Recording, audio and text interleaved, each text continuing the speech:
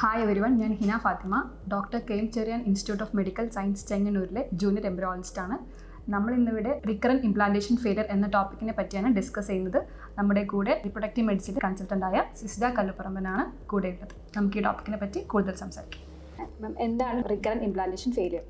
നമ്മൾ പ്രധാനമായിട്ടും ART ചികിത്സ, അതായത് IVF, ICSI എന്നൊക്കെയുള്ള ചികിത്സകൾ ചേർത്ത് ചെയ്യുന്നതിനെയാണ് ART ചികിത്സ എന്ന് പറയുന്നത്. അപ്പം ഇത്തരത്തിലുള്ള ട്രീറ്റ്മെൻറ്റ് എടുക്കുന്ന ദമ്പതികളിൽ അവർക്ക് മൾട്ടിപ്പിൾ ആയിട്ടുള്ള അബോർഷൻസ്, ഇപ്പം ഫെർട്ടിലിറ്റിയുടെ ഈ ഒരു ആസ്പെക്റ്റിൽ ഏറ്റവും ഒരു ഇമ്പോർട്ടൻറ്റ് ഫോറം എന്ന് പറയുന്നത് എഷറയാണ്.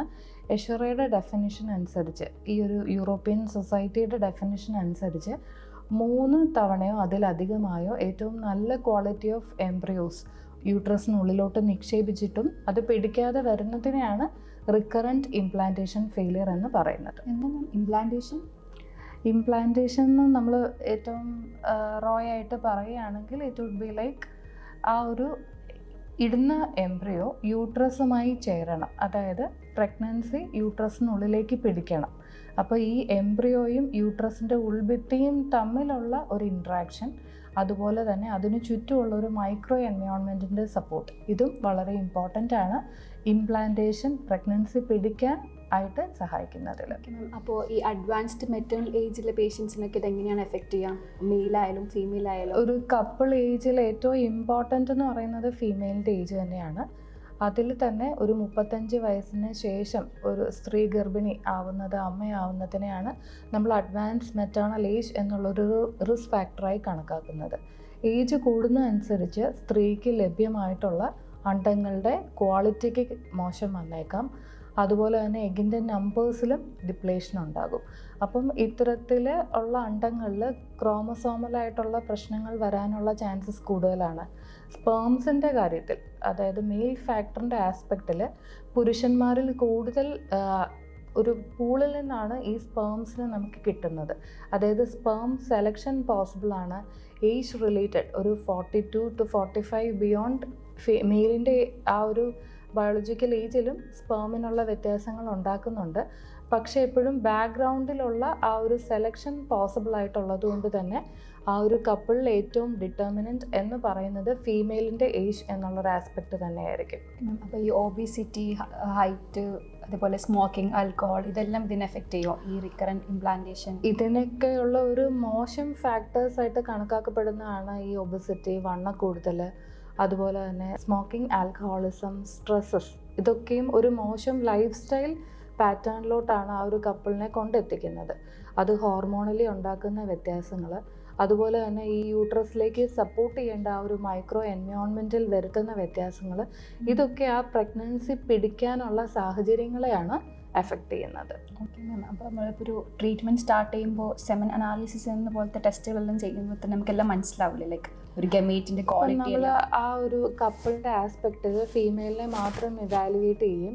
മെയിലൊരു സെമൻ റിപ്പോർട്ട് മാത്രമാണ് ചെയ്തിട്ടുള്ളതെങ്കിൽ ആ സെമനിലുള്ള ഏറ്റവും ബേസിക് ആയിട്ടുള്ളൊരു ഇൻഫർമേഷൻ, അതിൻ്റെ കൗണ്ട്, മോട്ടിലിറ്റി, ആ സെമൻ്റെ മോർഫോളജി, ഇതിനെ പറ്റി മാത്രമായിരിക്കും.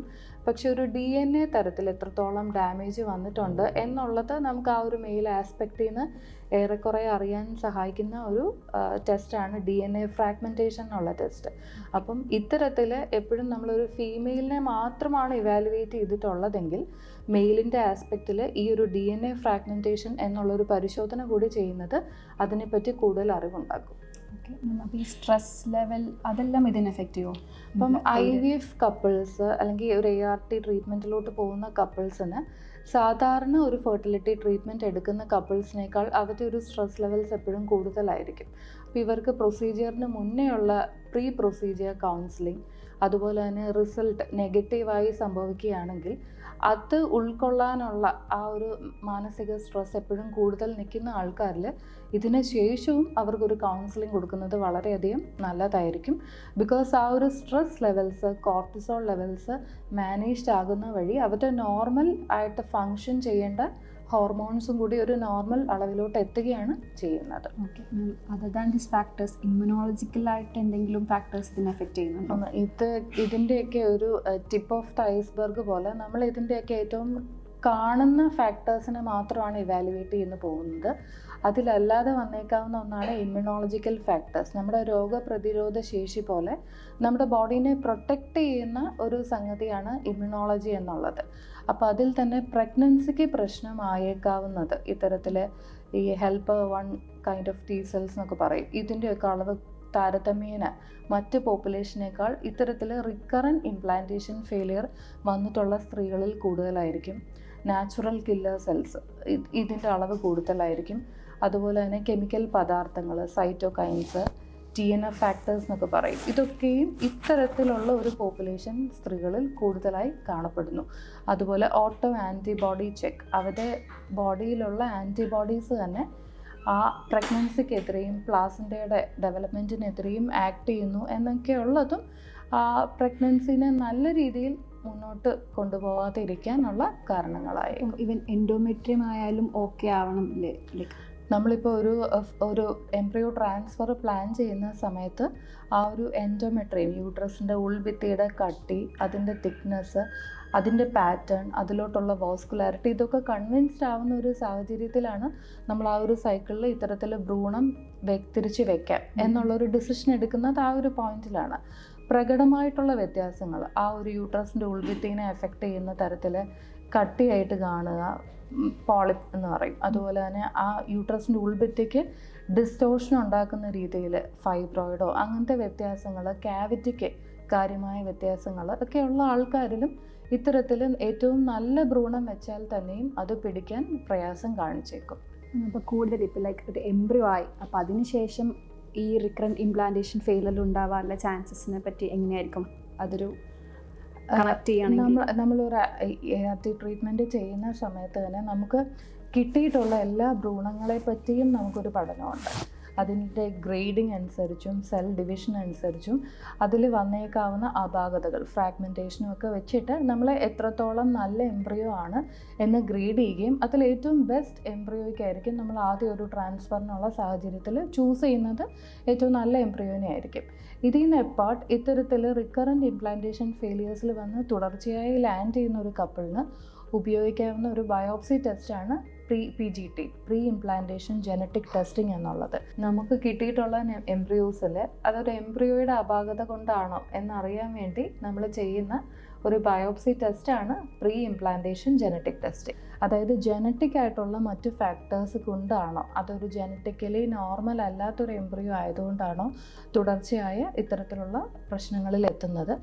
അതുപോലെ തന്നെ നമ്മളിപ്പോൾ ഇത്തരത്തിലുള്ള ട്രീറ്റ്മെൻറ്റിൽ കൺസീവ് ചെയ്യുന്ന പേഷ്യൻസിന് പോലും പ്രീ നേറ്റൽ ഡയഗ്നോസ്റ്റിക് സ്ക്രീനിങ്, അതായത് 12ാമത്തെ ആഴ്ചയിലുള്ള സ്കാന്, അതുമായിട്ട് ബന്ധപ്പെട്ടുള്ള ക്രോമസോമൽ പരിശോധന, ഡബിൾ മാർക്കർ, അതിനുശേഷം റിസ്കുകൾ കാണിക്കുകയാണെങ്കിൽ വേണ്ടി വരുന്ന NIPT, non invasive prenatal testing, അതുപോലെ തന്നെ ആംനിയോസെൻറ്റസിസ് എന്നൊക്കെയുള്ള പല രീതിയിലുള്ള പ്രൊസീജിയറൽ ഓപ്ഷൻസാണ്. അവരുടെ റിസ്കുകൾ അനുസരിച്ച് ഇത്തരത്തിൽ പ്രശ്നങ്ങളുണ്ടോ എന്ന് കൃത്യമായി മനസ്സിലാക്കിയ ശേഷമാണ് നമ്മൾ ആ ഒരു പ്രഗ്നൻസിയുടെ റിസ്ക് എത്രത്തോളം ആയിരിക്കും എന്നും തിരക്കുന്നത്. എങ്ങനെയൊക്കെ പ്രിക്വേഷൻസ് എടുക്കാം ലൈക്ക് ഈ ഒരു റിക്കറൻറ്റ് ഇംപ്ലാന്റേഷൻ ഫെയിലിയർ നമുക്ക് അവോയ്ഡ് ചെയ്യാൻ വേണ്ടി? നമ്മൾ പറഞ്ഞല്ലോ, ഇപ്പോൾ ഏറ്റവും നല്ല embryo, best of the embryo, അതുപോലെ തന്നെ ബയോപ്സിയുടെ എംബ്രിയോ, ഇതിൽ ജനറ്റിക് ടെസ്റ്റിംഗ് ചെയ്തിട്ട് അതിൽ ഏറ്റവും നോർമലാണ് എന്ന് കണക്കാക്കപ്പെടുന്ന എംബ്രിയോ, ആ എംബ്രിയോയിനെ നമ്മൾ വെക്കുന്നത് പോലും അത്തരത്തിൽ കൺവിൻസ്ഡ് ആയിരിക്കുന്ന ഒരു എൻഡോമെട്രിയൽ പാറ്റേണിലായിരിക്കും. ആൻഡ് അത്തരത്തിൽ നമ്മൾ ട്രാൻസ്ഫർ ചെയ്ത് കഴിഞ്ഞിട്ടുള്ള ആ ഒരു സൈക്കിളിൽ ഏറ്റവും നല്ലൊരു സപ്പോർട്ട്, ലൂട്ടിയൽ ഫേസ് സപ്പോർട്ട് എന്ന് പറയും, പ്രൊജസ്ട്രോണിൻ്റെ ഉള്ള മരുന്നുകൾ ചേർത്തിട്ടുള്ള സപ്പോർട്ട് കൊടുക്കുമ്പോൾ ഇത്തരത്തിൽ യൂട്രസിനെ സപ്പോർട്ട് ചെയ്യാനും ഇൻഫ്ലമേറ്ററി പ്രശ്നങ്ങൾ, ഇമ്മ്യൂണോളജിക്കലായിട്ടുള്ള പ്രശ്നങ്ങൾ ഒക്കെ ഒരു പരിധി വരെ സപ്പോർട്ട് ചെയ്യാനും ഉള്ള മെഡിസിൻസും കൂടി കണക്കാക്കി, അതുപോലെ തന്നെ യൂട്രസിലോട്ടുള്ള രക്തയോട്ടം കൂട്ടാനുള്ള ആൻറ്റി കോയാഗുലൻ മെഡിക്കേഷൻസും ഒക്കെ സപ്പോർട്ട് ചെയ്തിട്ടായിരിക്കും നമ്മൾ ആ പ്രഗ്നൻസിയുടെ ഇനീഷ്യൽ സപ്പോർട്ട് കൊടുക്കുന്നത്.